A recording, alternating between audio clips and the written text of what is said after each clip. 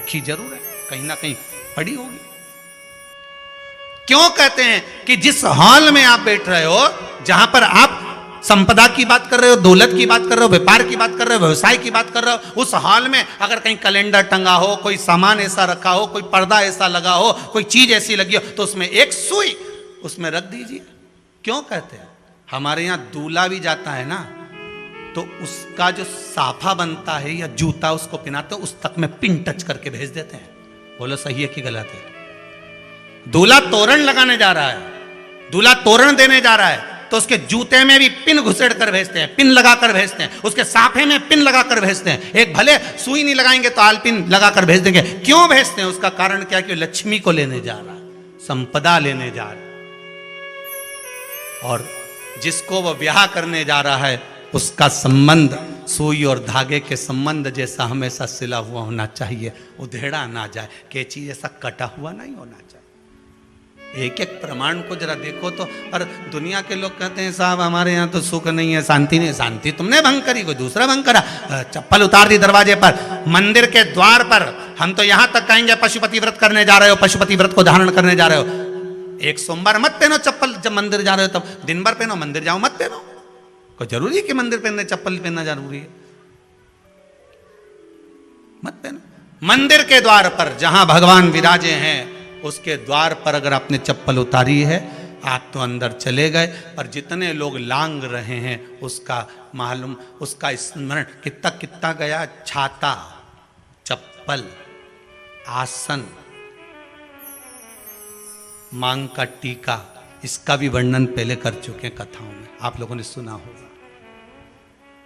छाते का भी वर्णन किया। किसी का छाता बारिश में तुम लेकर आ गए, पानी गिरने लगा, जी तुम्हारा छाता देना। छाता तो लेकर आ गए, पर जितने दिन तुम्हारे घर में रखा हुआ है उतना दिन तक हिसाब लगा कर रखना कि 15 दिन रखा तो तैयारी रख लेना।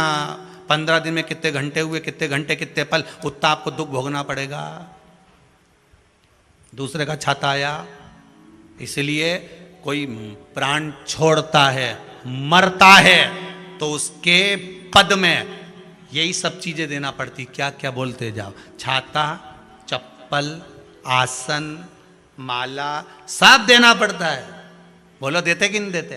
तो क्यों देना पड़ता है? छाता क्या काम का कि छाता देना पड़ेगा? क्या व्यक्ति 24 घंटे क्या धूप में रहता था कि पानी में रहता था जो छाता देना पड़ेगा? चप्पल क्यों देना पड़ेगा? किस लिए देना पड़ेगा? उसका शास्त्र प्रमाण।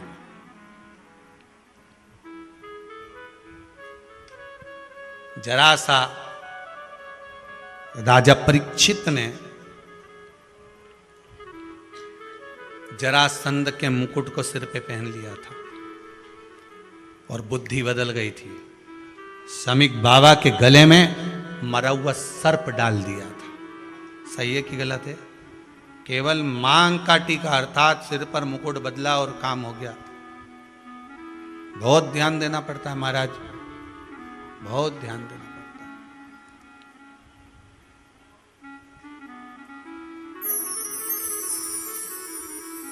तुम्हारी चप्पल कोई ले गया, तुम रो रही, किसी ने पूछा क्या हो गया? मेरी चप्पल कोई ले गया था, फिर मैं दूसरे की ले गई। तुम्हारी कोई दूसरा ले गया, तुम दूसरे की ले।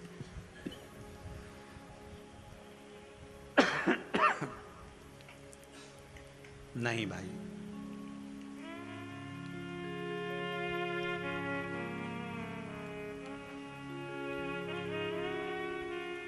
उसको प्राप्त करने के बहुत तरीके हैं।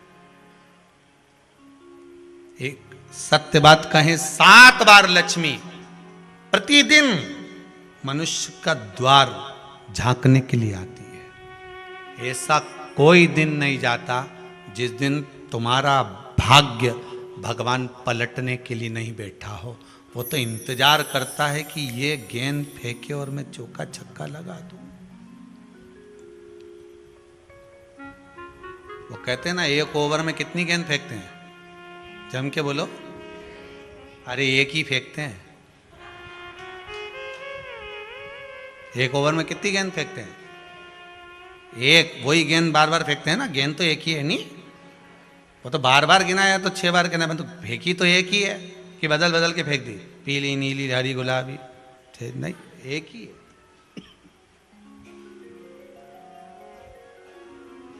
बदल बदल कर आया, गेंद एक ही थी, फिर फेंका कि ये तो वाइट निकल गई, फिर फेंकी, गेंद वही है, गिनती में 6 जा रही है। 1 साल निकल गया, 1 दिन निकल गया, फिर गेंद फेंकी, अरे साहब एक भी रन नहीं बना, फिर फेंकी, अभी भी नहीं बना, फिर फेंकी तो के बाउंड्री तक तो पहुंच गई है, अब की बार जो फेंकी तो के ऊपर से निकल गई, सीधे 6 पे पहुंच गई। भगवान भी ये कहता है, एक ही गेंद है, 6 बार फेंकी है।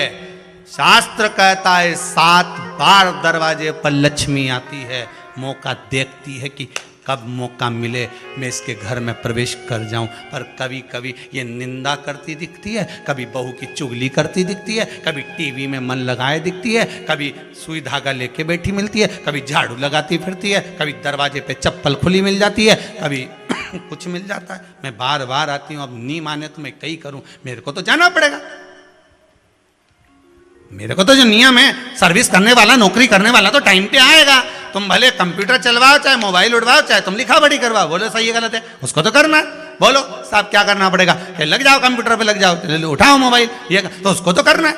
वो तो टाइम पे पहुंच गया 9 बजे, लक्ष्मी जी भी टाइम पे आती है। आई दरवाजे पे क्या देखा उसने कि ऐसा ऐसा है, कई कई की तो आदत पड़ी, रोटी घर में बना हुआ सारा दाल चावल सब्जी वब्जी जो बच गई उठा के मैं दरवाजे के पास में रख के आ गई। लक्ष्मी जी सोचे बताओ, ऐसा तो पहले से रख, अंदर चली गई और ऐसा खिला दिया तो मैं तो नहीं जाऊं। लक्ष्मी जी वापिस चलती। कई लोगों की आदत, आटा छना हुआ, ऊपर की जो चापड़ थी, उनने कहा गाय खा के चली जाएगी, ओटला पे पटक के आ गए। लक्ष्मी जी इतने में आई कि चापड़ तो यहाँ पटक के चली गई, मैं काय को जाऊं, छलनी में से जा उधर, नहीं जाऊं। कितना कितना कहा है महाराज,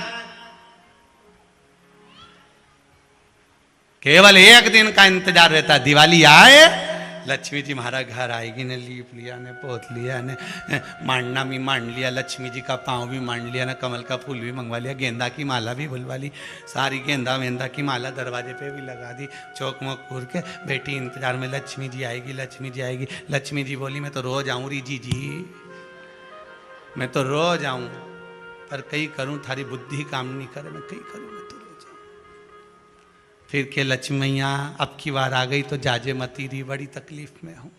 लक्ष्मी जी बोली नहीं जाना तो पड़ेगा, दिवाली का दिन है, हमारे 10 के घर जाना पड़ता है, बड़ी मुश्किल से तो गुजिया पपड़िया मिलता है, नहीं जाऊंगी तो अच्छा नहीं लगेगा, तो जाना तो पड़ेगा, पर रोज आऊंगी, प्रतिदिन आऊंगी। तू अगर मुझे रोक सकती है और अपने घर में बुला सकती है तो बुला ले, और आऊंगी मैं प्रतिदिन और जाऊंगी भी मैं प्रतिदिन।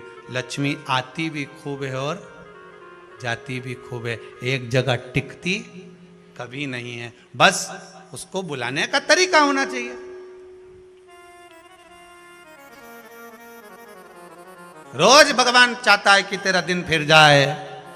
कथाओं में भी आप लोग बोलती हो, आंवला नवमी वगैरह की बोलना, जैसे ही का दिन फिर या, ऐसी बोलती हो ना, कथा कहानी सुनती हो जब, कैसे बोलते हो कहानी सुनने के समय पे, जैसे ही का दिन फिर यानी वैसा हमारा दिन फेर जे माता, ऐसा कर जे माता। तो माता जी बोले मैं तो रोज का दिन फेरूं तेरा, तो काहे के चिंता करे री कमला, काहे चिंता करे, मैं तो रोज का फेरू, तू सुधरे तो मैं तो बिल्कुल तैयारी में। ब्राह्मण बेलपत्री को भर रहा था, बेलपत्री ब्राह्मण भर रहा था, पार्वती जी ने शिव जी से कह दिया इसके पास कुछ भी नहीं है, आपका भगत है ये, आपका भगत है, इसके पास कुछ भी नहीं है, आप कृपा नहीं करोगे। शंकर भगवान बोले आज प्रदोष का दिन है, प्रदोष काल में ये मेरी सेवा में लगा है। सुनो पार्वती, जितनी बेलपत्र इसने उठाकर रखी है वो बेलपत्र स्वर्ण मुद्रा के बराबर हो जाएगी, तो चिंता मत कर। शिव पार्वती को कहकर चल दिए। शंकर पार्वती बात कर रहे थे, इतने में एक सेठ ने सुन लिया कि जितनी बेलपत्र भर के ले जा रहा है उतनी स्वर्ण मुद्रा हो जाएगी। बनिया ने सुन ली, सेठ ने सुन ली, तो जैसे ही शंकर पार्वती गए, सेठ जी उस ब्राह्मण के घर चले गए, 100 सोने की मुद्रा देकर कहा जितनी बेलपत्र है चढ़ी हुई मुझे दे दे। जो चढ़ी हुई बेलपत्र है वो मुझे दे दे। महाराज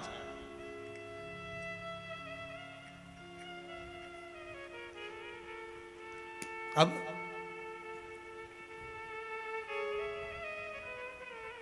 चढ़ी हुई ब्राह्मण देवता ने पूछा आप करोगे क्या?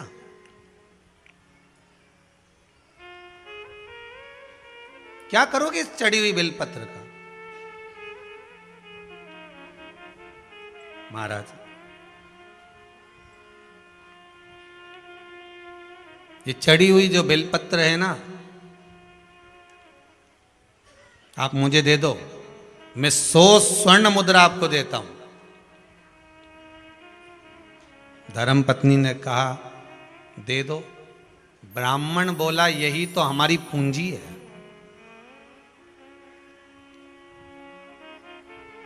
यही हमारी पूंजी है।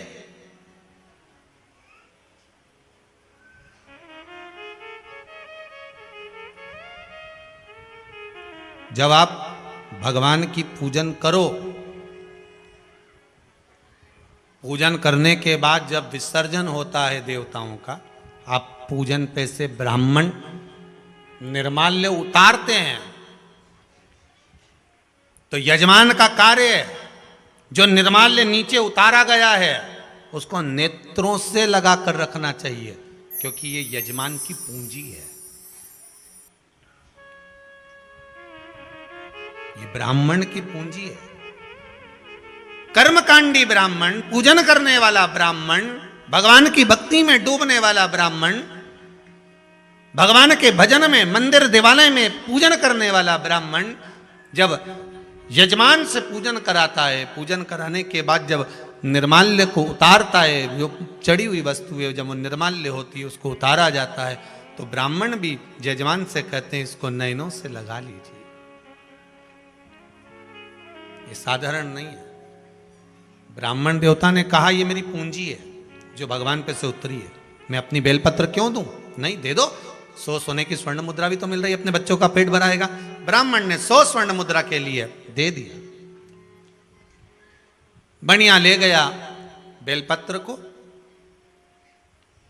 भगवान ने कहा था ये बेलपत्र धोकर ब्राह्मण चढ़ाएगा तो इसको उतनी ही स्वर्ण मुद्रा प्राप्त होगी जो उतरी हुई। आपको पहले भी कहा केवल एक बेलपत्र ऐसी है जो उतरने के बाद धोकर फिर चढ़ा दो। बनिया बैठ गया, आज नहा धो के स्नान करके चढ़ाने लगा। अब इसका मन शंकर जी में तो था ही नहीं, इसका तो उतना था कि ये जितनी चढ़ेगी उतनी स्वर्ण मुद्रा मिलेगी। अब ये तो लालच से कर रहा था। चढ़ती गई, सुबह से शाम हो गई, भगवान नहीं आए। इसने शंकर भगवान के शिवलिंग को पकड़ा और उस बनिए ने, तो सेठ ने शिवलिंग को पकड़कर कहा ए शंकर,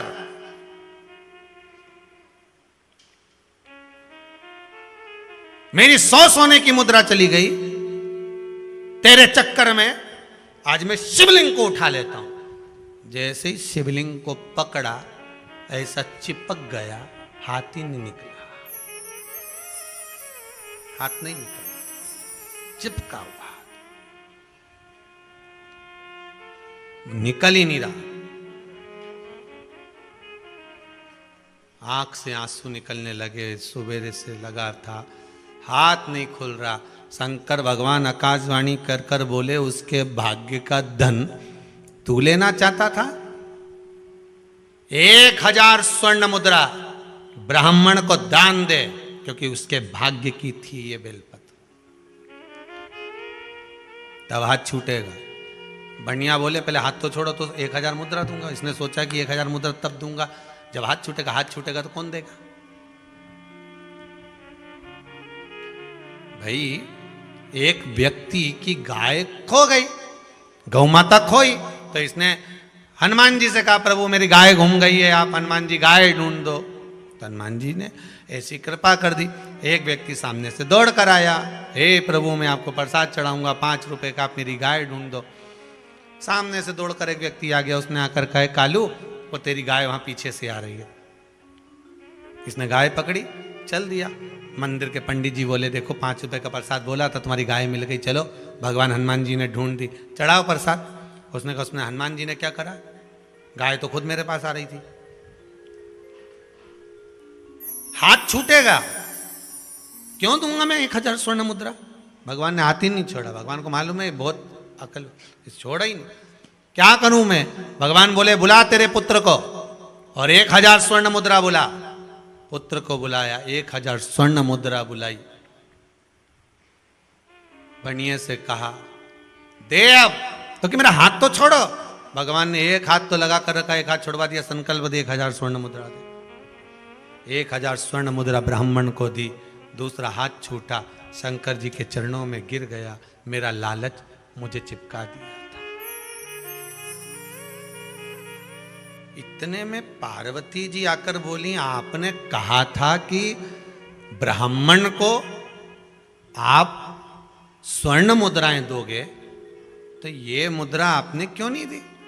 शंकर भगवान बोले मेरे पास तो खुद नहीं है, मैं तो अपने भक्त से दिलवाता हूं। किससे दिलवाता हूं, अपने भक्त से। फिर निवेदन करूंगा भगवान कभी तुम्हारे सामने आकर ना तो देगा ना तुमसे लेगा। भगवान कभी आकर नहीं बोलेगा कि जी मुझको रसगुल्ला खिला दे, कि रबड़ी खिला दे, कि मोहनथाल खिला दे, कि थोर खिला दे। भगवान कभी आकर नहीं बोलेगा कि मुझे 56 भोग लगा दे। भगवान कभी आकर नहीं बोलेगा।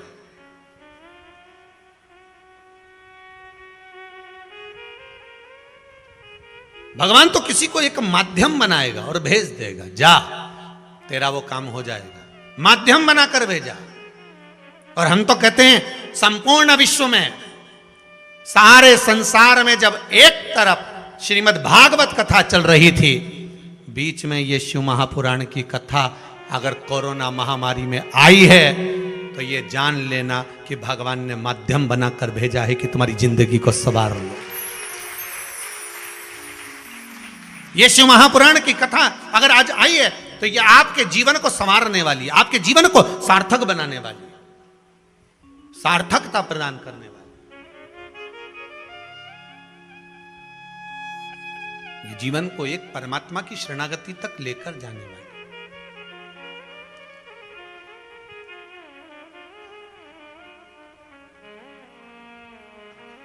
महाराज शंभु शरणे पड़ी, मांगू घड़ी रे घड़ी, दुख काटो दया करी न दर्शन बाबा। दुनिया में बहुत दुख है, सारे दुखों को मिटाने का अगर कुछ क्रम है तो वो केवल आप ही, केवल आप, कोई दूसरा हो नहीं सकता।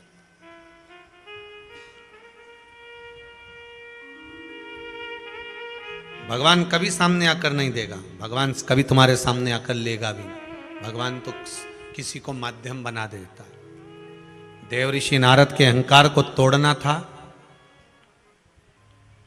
तो देव ऋषि नारद से तप करवा लिया।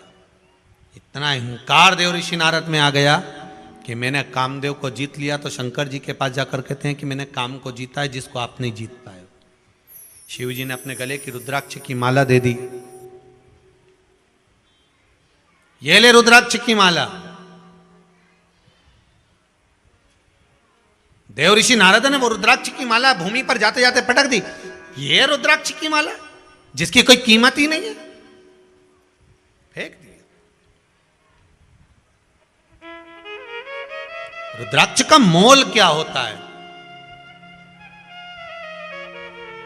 रुद्राक्ष का मूल्य क्या होता है, ये रुद्राक्ष पहनने वाला ही जान सकता है।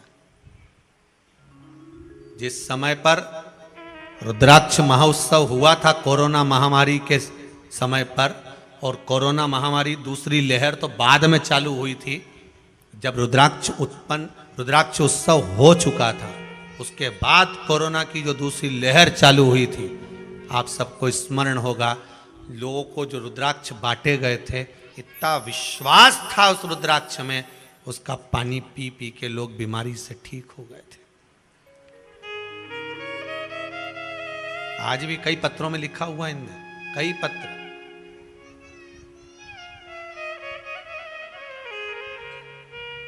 कई ठीक हो गए। क्या कीमत है उस रुद्राक्ष की, क्या शुल्क होगा रुद्राक्ष का? तुलसी की माला की कीमत क्या है, कोई मीराबाई से पूछ ले। मीराबाई ने एक शब्द बड़ा सुंदर कहा कि हे राणा, आप कह रहे हो मीरा, हे मीरा, कि तुलसी की माला छोड़ो मेरी मीरा, तुम पहनो नौलख हार, मीरा तेरो क्या लागे, क्या लागे री गोपाल, मीरा तेरो क्या लागे। मीराबाई कहती है तुलसी की माला नहीं छोड़ू राणा, कि तुलसी की माला नहीं छोड़ो राणा, अरे यही तो हमारो श्रृंगार, मीरा तेरो क्या लागे री गोपाल, मीरा तेरो क्या लागे। हमारे कमी पड़ी, 9 लाख हार पड़े हैं, मीरा पहन ले, आभूषण पड़े हैं वो पहन, तुलसी की माला की कीमत क्या है? मीराबाई कहती है सुनो राणा, रात को मरूंगी, आधी रात को सारा आभूषण उतार लिया जाएगा, केवल एक तुलसी की माला धागे में पड़ी रहेगी तो वो उतारी नहीं जाएगी। यम के दूत सोने के आभूषण नहीं देखते, यम के दूत रुद्राक्ष की माला और तुलसी की माला ही देखते हैं, उनको एक ही चीज नजर आती है, उसके सिवाय कुछ नहीं। सोने की माला पहनोगे फिर वही बात आ गई,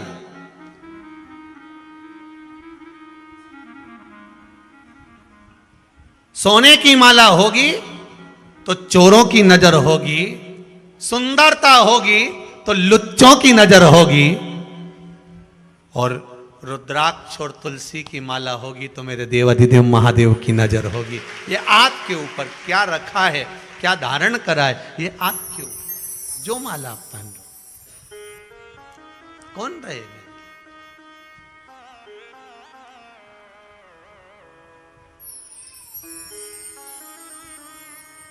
कीमत क्या है रुद्राक्ष की, कीमत क्या है तुलसी की, कीमत क्या है उसको जानो।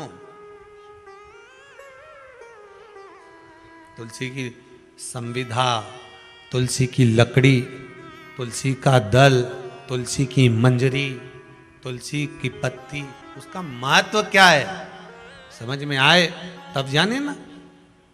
सारे चंदनों में सर्वश्रेष्ठ चंदन होता है हरि चंदन, जो तुलसी की जड़ को घिसकर बनाया जाता है। तुलसी की जड़ को घिसकर बनाया जाता है, हरि चंदन भगवान को समर्पित होता है, सर्वश्रेष्ठ चंदन माना गया।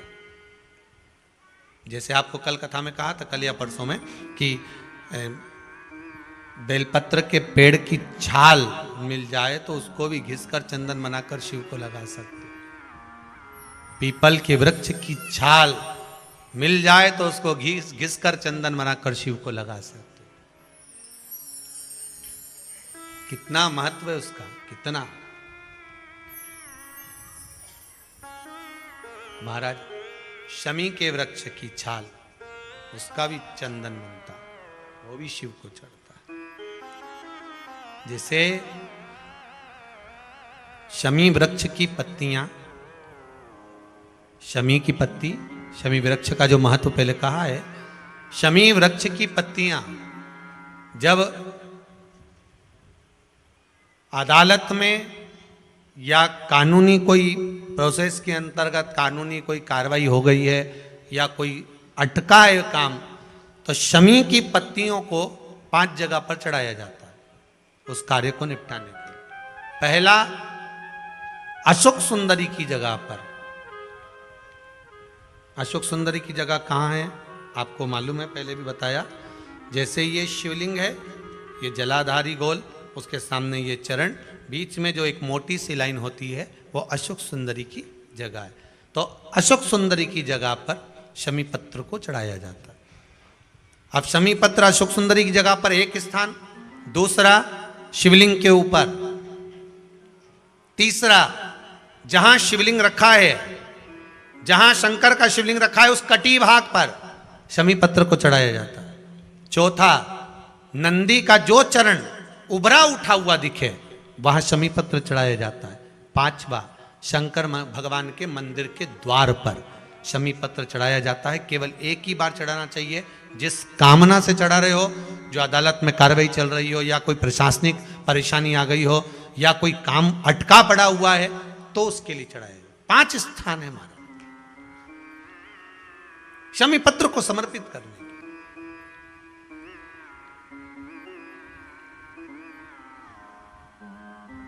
5 स्थान दिए गए।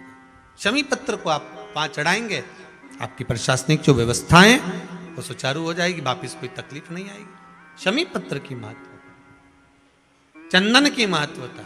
तो यहां शिव महापुराण की कथा कर रही है। देव ऋषि नारद के भीतर जो अहंकार आ गया था, भगवान शिव ही अहंकार देने वाले थे, और जो रुद्राक्ष की माला दी, फेंक दी, चल दिया, चले भगवान विष्णु के यहां पहुंचे, क्योंकि शंकर जी ने तो मना कर दिया था कि बताना मती, पर भगवान विष्णु के यहां जाकर उन्होंने बता दिया। भगवान विष्णु के यहां जाकर कह दिया। कई लोगों की आदत रहती है, डोंडी पीटने की बड़ी आदत रहती है। साहब मैंने तो ऐसा करा, मैंने तो इतना का दान दिया, मैंने तो इतना का ऐसा करा। अरे डोंडी पीटी क्यों पीटी? कर दिया, भूल गए, छोड़ दो अब उसको कि आपने क्या करा, क्या करा उसको छोड़ दो, अब नहीं बोल।